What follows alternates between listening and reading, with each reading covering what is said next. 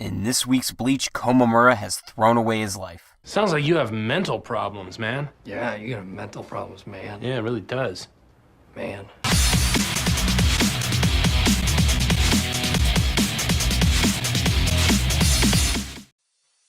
Bleach Chapter 557, His Life Has Already Been Set Aside, picks up with Komamura's unarmored Bankai attacking Bambietta, who's not really a fan of the new look. He stinks, and I don't like him. She sends out a bomb, but it has no effect as he explains that Dangai Jiao is just pure Ryatsu and power, making her attacks useless. She seems to disagree. I will fuck you up! He continues and explains that the Bankai is now one that has casted away life. She still doesn't get it, as she notes that he's linked to his Bankai and therefore should be damaged as well. But her theory doesn't go over very well. Say what?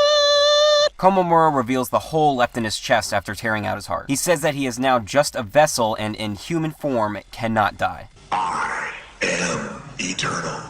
Bambietta tries to attack, but apparently doesn't notice the huge-ass guy behind her. Take this, bitch! She becomes frantic and believes that since he's just throwing away his life to win, it's meaningless. He says that he merely put it on the line and declares that the moment he set foot on the battlefield Yamamoto gave his life to, he already set life aside. God, does anybody else think Komamura has been really depressing this chapter? Life is pain. Life is only pain. Finally, he attacks Bambietta, resulting in a huge explosion. So, she's totally dead, right?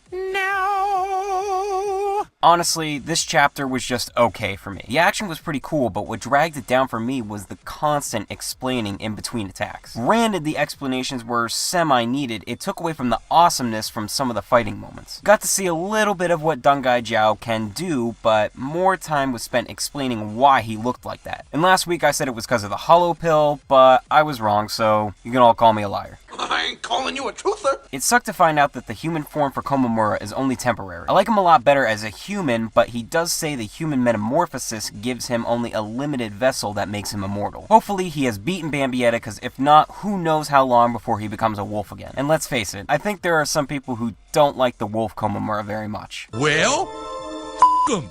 And f*** you too. I piss in your faces. Also, Bambietta just seems to be getting her ass kicked. She took down Shinji without a sweat, but from that point on, her Volstandig has just been unimpressing. I thought she was supposed to end everything in seconds. I don't know, I guess I'll just be pissed if she dies without doing something extremely badass, cause she was my favorite Sternritter at one point, but now... You are a smelly pirate hooker. So overall, okay chapter. I actually like the Dangai Jiao Bankai. We know Komamura is now only temporarily immortal, but most of the action was cut short for long explanations. For my question of the week, is Bambietta dead or alive after that final attack? My favorite comments will be featured in the next review. Here are last week's winners.